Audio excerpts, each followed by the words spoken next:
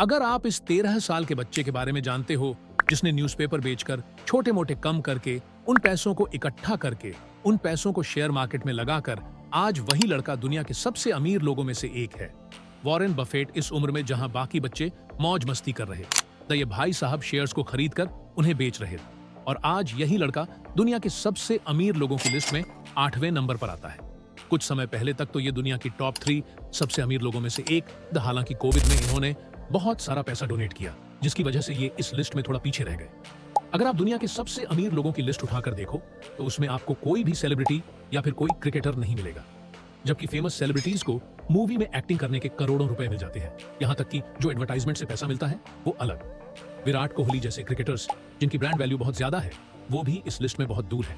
यहाँ तक कि रोनाल्डो, मेसी जैसे फुटबॉल प्लेयर जो किसी भी क्लब से खेलने के लिए कई मिलियन डॉलर्स ले लेते हैं, तब भी ये लोग इस लिस्ट में बहुत दूर हैं। अमीर लोगों की लिस्ट में 2 तरह के लोग सबसे ज्यादा होते हैं। पहले होते हैं बिजनेसमैन जो अपना खुद का बिजनेस करते हैं और दूसरे होते हैं इन्वेस्टर्स जो दूसरों के बिजनेस में अपना पैसा इन्वेस्ट करते हैं। अब देखो, एक बिजनेसमैन को अपना बिजनेस शुरू करने के लिए एक शानदार आइडिया चाहिए। इसके लिए उसे कई सालों तक मेहनत करनी पड़ती है, रिसर्च करनी होती है और फिर जाकर वह अपने बिजनेस में भारी इन्वेस्टमेंट करता है। अगर उसका आइडिया सक्सेसफुल रहता है तो कई सालों की मेहनत के बाद ही उसका बिजनेस उसे प्रॉफिट देना शुरू करता है। वहीं अगर इन्वेस्टर की बात करें तो उसे इतना सब कुछ करने की कोई जरूरत नहीं होती। उसे बस शेयर मार्केट में लिस्टेड किसी कंपनी को चुनना होता है, उस पर रिसर्च करनी होती है और उसमें पैसा लगाना होता है। अब क्योंकि इन्वेस्टर ने कंपनी में इन्वेस्ट किया है तो उसे भी उस कंपनी के प्रॉफिट में से हिस्सा मिलता है। एक इन्वेस्टर के लिए सबसे अच्छी बात यह होती है कि उसे बिजनेसमैन की तरह पैसा कमाने के लिए बहुत ज्यादा इन्वेस्टमेंट की जरूरत नहीं होती। वह थोड़े से पैसे से भी अपनी इन्वेस्टमेंट शुरू कर सकता है। हालांकि अगर किसी बिजनेसमैन का बिजनेस चल जाता है तो वह अपने बिजनेस से बहुत ज्यादा प्रॉफिट कमा सकता है, जबकि इन्वेस्टर को उसकी इन्वेस्टमेंट के हिसाब से कंपनी के प्रॉफिट में से हिस्सा मिलता है। इसीलिए इन्वेस्टर्स का प्रॉफिट लिमिटेड होता है, लेकिन उन्हें बिजनेसमैन की तरह ज्यादा मेहनत नहीं करनी पड़ती, ज्यादा रिस्क नहीं लेना पड़ता और ज्यादा पैसे नहीं लगाने पड़ते। कुछ इन्वेस्टर्स तो ऐसे भी हैं जिन्होंने सिर्फ कुछ हजार रुपए से करोड़ों रुपए कमा लिए हैं। अब आपको ऐसा ही एक रियल एग्जाम्पल दिखाता हूं, सर राकेश झुनझुनवाला की कहानी। 1985 में राकेश झुनझुनवाला अपने पिता के पास गए और अब उनकी प्रेरणादायक कहानी शुरू होती है। उन्होंने अपने पिता से शेयर मार्केट में इन्वेस्ट करने के लिए कुछ पैसे मांगे। उनके फादर ने उस समय अपने बेटे को 5,000 रुपए दिए। हालांकि उस दौर में 5,000 रुपए भी बहुत बड़ी रकम हुआ करती थी। उन्होंने इन पैसों से टाटा की घड़ी बनाने वाली कंपनी टाइटन के शेयर खरीद लिए। कुछ सालों बाद जब इन शेयरों की वैल्यू बढ़ी तो उन्हें बहुत बड़ा मुनाफा हुआ। इसके बाद तो उन्होंने कभी पीछे मुड़कर देखा ही नहीं और इसी शेयर मार्केट के जरिए 5,000 से आज के समय में $5.8 बिलियन। अभी जल्दी ही जब राकेश झुनझुनवाला सर का निधन हुआ तब वह इस दुनिया के 438वें सबसे अमीर इंसान थे। लेकिन सिर्फ राकेश झुनझुनवाला सर ही नहीं, बल्कि ऐसे कई भारतीय हैं जिन्होंने शेयर मार्केट के जरिए बहुत ज्यादा पैसे कमाए। फिर भी मैं आपको एक इंटरेस्टिंग फैक्ट बताता हूं, जहां अमेरिका में 56% लोग शेयर मार्केट में इन्वेस्ट करते हैं, वहीं भारत में सिर्फ 10% लोग ही इसमें निवेश करते हैं। अब देखो, भारत में इन्वेस्टर्स की संख्या कम होने के कई कारण हैं, जिनके बारे में हम आगे वीडियो में चर्चा करेंगे। इस वीडियो में क्या क्या कवर किया जाएगा? इस वीडियो में शेयर मार्केट से जुड़ी 4 बेहद जरूरी और बेसिक बातें बताई जाएंगी। एक पहला पॉइंट, आखिर शेयर मार्केट में इन्वेस्ट करने से लोग इतने अमीर कैसे बन जाते हैं? इसके पीछे की असली वजह क्या है? दूसरा पॉइंट, हम बिल्कुल बेसिक तरीके से समझेंगे कि शेयर मार्केट क्या होता है, शेयर्स क्या होते हैं और इसमें इस्तेमाल होने वाली जरूरी टर्म्स कौन कौन सी हैं। तीसरा पॉइंट, अपने पैसों को कहां लगाना सही रहेगा?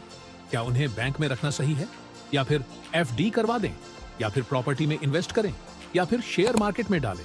इसके बाद चौथा पॉइंट, सबसे इंपॉर्टेंट पॉइंट यह रहने वाला है, क्योंकि अगर किसी को इसके बारे में नहीं पता तो चाहे आपको शेयर मार्केट की कितनी भी नॉलेज हो, सब बेकार है। पॉइंट नंबर 1, आखिर वॉरेन बफेट से लेकर इंडिया के राकेश झुनझुनवाला मार्केट से इतने अमीर कैसे बने? इसके पीछे का असली कारण क्या है? इसका सबसे बड़ा कारण है टैक्स सेविंग। इसे एक एग्जाम्पल से समझते हैं। सपोज करो यह राजू है। राजू ने 2021 में अदानी पावर लिमिटेड कंपनी के 1000 शेयर्स खरीदे, जिनकी एक शेयर की वैल्यू लगभग 100 रुपए थी। यानी राजू ने टोटल 1 लाख रुपए इन्वेस्ट किए। 1 साल बाद जब इन शेयर्स की वैल्यू 100 रुपए से बढ़कर 150 रुपए हो गई तो राजू को 1,50,000 रुपए मिले। 400 रुपए पहुंच गई, तब इन्होंने अपने शेयर्स को बेच दिया। अब देखो, राजू के पास 100 रुपये का एक शेयर था और उसके पास टोटल 1000 शेयर्स थे, यानी उसके पास कुल 1 लाख रुपये के शेयर्स थे। 2022 में जब 100 रुपये का शेयर 400 रुपये का हो गया, तब उसकी 1 लाख रुपये की इन्वेस्टमेंट 4 लाख रुपये की हो गई। मतलब राजू को 3 लाख रुपये का प्रॉफिट हुआ, और वो भी सिर्फ 1 साल से थोड़ा ज्यादा समय में। अब अगर राजू अपने शेयर्स को ठीक 1 साल बाद बेचता है तो उसका यह profit long term capital gain के अंदर आता है। 2018 तक लॉन्ग टर्म कैपिटल गेन पर कोई भी टैक्स नहीं देना पड़ता था, यानी यह पूरी तरह टैक्स फ्री था। जितना प्रॉफिट कमाया वह पूरा पैसा अपने घर ले जा सकते थे। सरकार एक भी रुपया नहीं लेती थी। लेकिन बाद में गवर्नमेंट ने अपनी कमाई के लिए इस पर 10% का टैक्स लगा दिया। अब अगर इस हिसाब से देखा जाए तो 3 लाख के ऊपर 10% टैक्स 30,000, जबकि इंडिया में एक आम आदमी की सैलरी लगभग 20,000 से 25,000 होती है और कई लोगों की इससे भी कम। यहाँ पर राजू के पैसों ने उसे एक आदमी की पूरे साल की सैलरी जितना प्रॉफिट खुद ही कमा कर दे दिया। इसी तरीके को कहते हैं मनी फ्रॉम मनी। लेकिन यह तो सिर्फ एक छोटा सा रिटर्न था।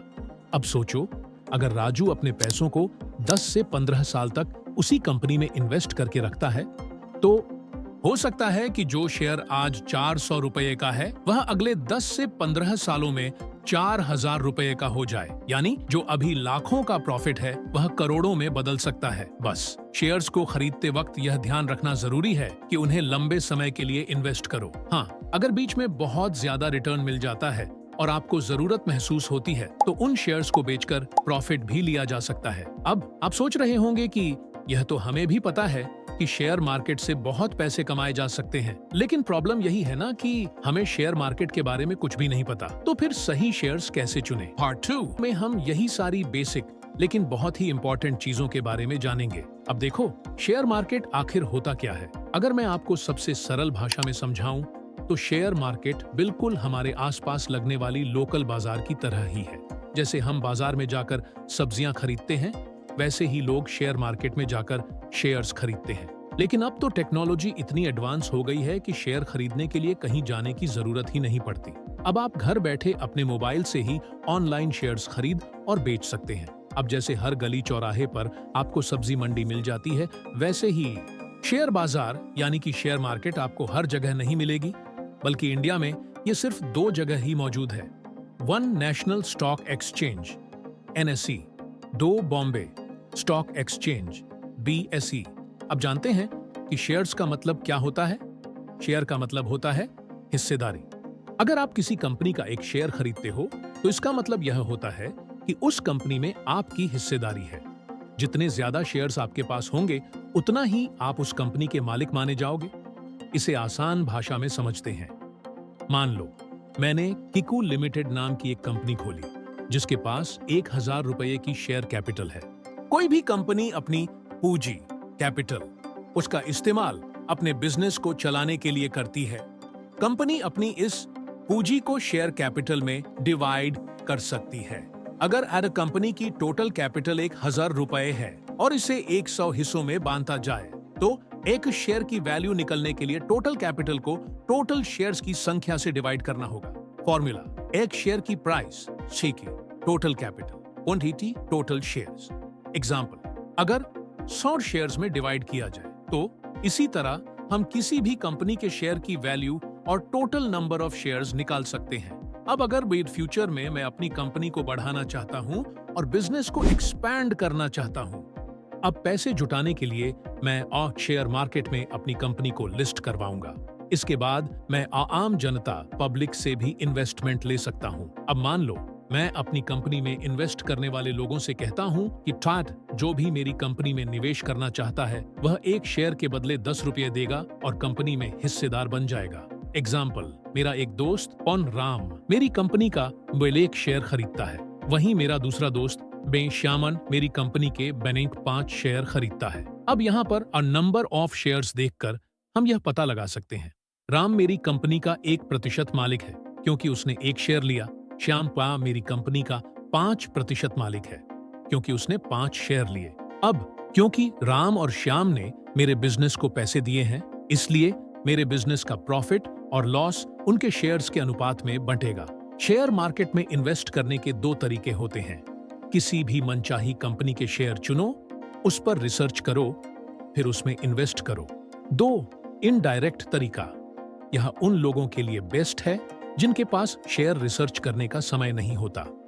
ऐसे लोग अपना पैसा म्यूचुअल फंड्स में इन्वेस्टमेंट, इसमें एक्सपर्ट्स आपके पैसे को अलग अलग शेयर्स में इन्वेस्ट करते हैं ताकि आपको बेहतर और स्थिर रिटर्न मिल सके। पॉइंट नंबर 3, कहां पैसा लगाना सही रहेगा। यह तो सब जानते हैं कि पैसा बड़ी मेहनत से कमाया जाता है, इसलिए 1 रुपया भी सोच समझकर इन्वेस्ट करना चाहिए। आज के टाइम पर इन्वेस्टमेंट के लिए बहुत सारे ऑप्शंस अवेलेबल हैं। बैंक में सेविंग्स एफडी, शॉमैन fixed deposit, share market, gold, property. अब सवाल ये उठता है कि सबसे ज्यादा फायदेमंद ऑप्शन कौन सा है। इसे अच्छे से समझने के लिए एक एग्जाम्पल लेते हैं। मान लो राम, श्याम, राजू, बाबूराव और तोतला सेठ, इन सभी के पास 1 लाख रुपए हैं। एक राम अपने 1 लाख रुपए को बैंक में जमा करता है। 2 श्याम अपने 1 लाख रुपए की एफडी फिक्स्ड डिपॉजिट में जमा करता है। 3 राजू अपने 1 लाख रुपए से शेयर मार्केट में इन्वेस्ट करता है। 4 बाबूराव अपने 1 लाख रुपए की गोल्ड ज्वेलरी खरीदता है। 5 तोतला सेठ अपने RS1 लाख की प्रॉपर्टी खरीदकर इन्वेस्ट करता है। Ram, bank savings account, bank में उसे सिर्फ 4% इंटरेस्ट मिलेगा, यानी RS1 लाख पर सालाना RS4000 ही बढ़ेंगे। श्याम, फिक्स्ड डिपॉजिट एफडी कराने पर उसे 8-10% इंटरेस्ट मिलेगा। 5 से 6 साल बाद उसे 61,000 रुपए एक्स्ट्रा इंटरेस्ट मिलेगा, यानी 1 लाख रुपए, 1,61,000 रुपए हो जाएगा। Raju, stock market, share market में उसने 1 लाख रुपए इन्वेस्ट किया। जैसा कि पहले बताया गया था, अगर उसे 1 साल में 300% रिटर्न मिला तो 1 लाख रुपए 4 लाख रुपए हो जाएगा, यानी 5 से 6 साल बाद ये रकम कई गुना बढ़ सकती है। बाबूराव, गोल्ड इन्वेस्टमेंट, गोल्ड के प्राइस में हर साल औसतन 10 से 12% की ग्रोथ होती है, यानी 1 लाख रुपए 5 से 6 साल बाद 1,70,000 रुपए तक पहुंच सकता है। तोतला सेठ, प्रॉपर्टी इन्वेस्टमेंट, प्रॉपर्टी के दाम भी बढ़ते हैं, लेकिन इसमें लिक्विडिटी कम होती है, यानी पैसे जल्दी निकाल नहीं सकते। अगर सही जगह खरीदी जाए तो 5 से 6 साल में 2 गुना या उससे ज्यादा भी हो सकता है। अब सबसे बड़ा सवाल, कहां पैसा लगाना सही रहेगा। बैंक में पैसे रखना, सबसे कम रिटर्न। एफडी, थोड़ा अच्छा लेकिन उतना फायदेमंद नहीं। गोल्ड, सुरक्षित लेकिन growth limited property. Long term में अच्छा लेकिन लिक्विडिटी कम। शेयर मार्केट, सबसे ज्यादा ग्रोथ लेकिन सही रिसर्च जरूरी। अब यह आप पर डिपेंड करता है कि आप कितना रिस्क लेने को तैयार हैं। शेयर मार्केट में सही कंपनी में इन्वेस्ट करने से बहुत बड़ा फायदा हो सकता है, लेकिन रिसर्च जरूरी है। अगले पॉइंट में हम यह समझेंगे कि शेयर मार्केट में कौन कौन सी चीजों पर ध्यान देना चाहिए ताकि आपको ज्यादा से ज्यादा मुनाफा हो सके। झुनझुनवाला सर ने अपनी नॉलेज और एनालिसिस के हिसाब से टाइटन के शेयर चुने थे, जिनकी वैल्यू फ्यूचर में कई गुना ज्यादा बढ़ गई थी। ऐसा इसीलिए हुआ क्योंकि उनका एनालिसिस बिल्कुल सटीक था। इसी तरह से आज हम एनालिसिस करके किसी भी एक सही कंपनी के शेयर को पिक कर लेते हैं तो वो हमें फ्यूचर में करोड़पति बना सकती है। लेकिन अगर कोई कहता है कि यार मैं तो इतना पढ़ा लिखा नहीं हूं, मुझे तो शेयर मार्केट की नॉलेज ही नहीं है, या फिर अगर कोई ऐसा कहे कि मेरे पास तो रिसर्च करने का टाइम ही नहीं है, तो ऐसे लोग म्यूचुअल फंड में इन्वेस्ट कर सकते हैं। म्यूचुअल फंड्स भी बहुत तरीके के होते हैं जिनमें शेयर्स के मुकाबले कंपैरेटिवली कम रेट होता है। अब क्योंकि रिस्क कम होता है इसलिए रिटर्न भी कम होता है, और शेयर मार्केट में रिस्क ज्यादा होता है तो वहां पर रिटर्न भी ज्यादा मिल सकता है।